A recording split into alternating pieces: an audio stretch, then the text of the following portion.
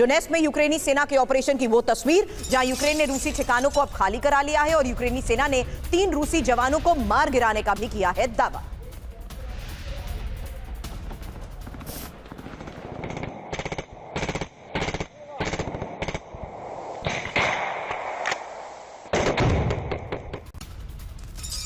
और पोक्रोवस्क में यूक्रेन का बड़ा सैन्य ऑपरेशन चल रहा है। रूसी ठिकानों पर ड्रोन अटैक किया गया है। हमले में रूस को भारी नुकसान हुआ है। तो ये तस्वीरें आप देखिए। एक अंदाजे के मुताबिक 3 सालों की इस जंग में तकरीबन 1 लाख सैनिक यहां पर रूस ने गंवाए हैं। इससे आपको अंदाजा लगेगा कि रूस के लिए कितना इंपॉर्टेंट है पोक्रोवस्क की जंग जीतना, पोक्रोवस्क पर कब्जा करना। तो पोक्रोवस्क में ही रूस यूक्रेन में जारी भीषण जंग, जहां पोक्रोवस्क में लगातार आगे रूस की सेना बढ़ रही है और रूस के हमले में कई यूक्रेनी सैनिकों की मौत को लेकर भी खबर।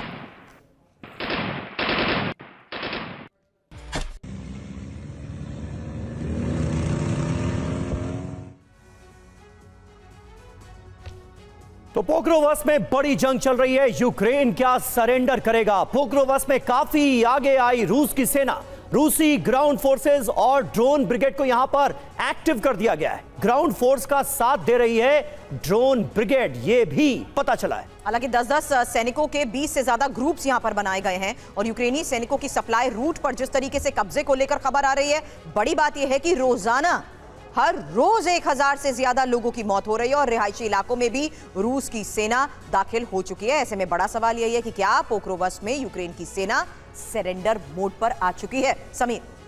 जी हां, और देखिए पोक्रोवस्क अपने आप में बहुत इंपॉर्टेंट है, ये तो अब तक आपको अंदाजा हो गया होगा।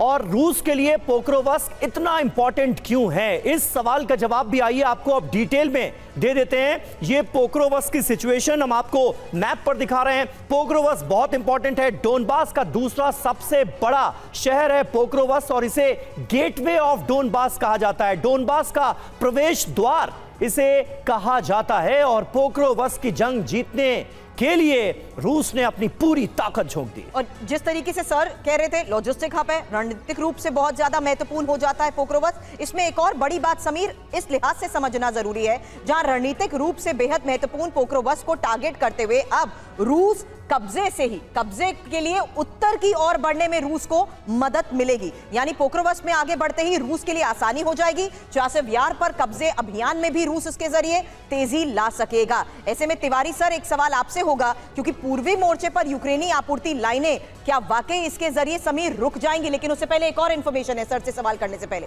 समीर।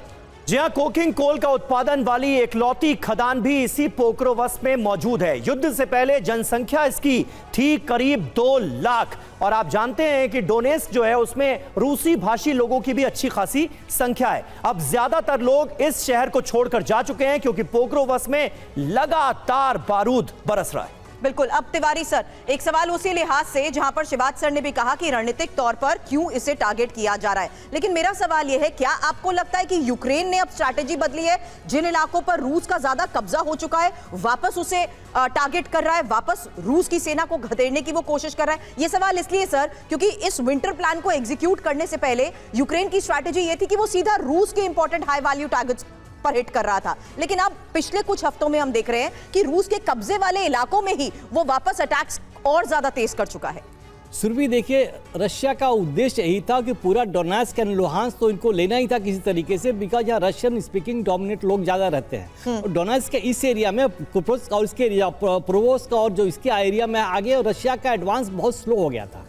और रशिया ये भी उम्मीद कर रहा था कि जिस तरीके से पीस ट्रीटी होने वाली थी कि जो एरिया उसने जपरोजिया और खेरसॉन में ज़्यादा ले रखा है, तो हो सकता है बार्गेन में और डोनेस्क का ये एरिया उसको मिल जाए और शांति समझौता हो जाए।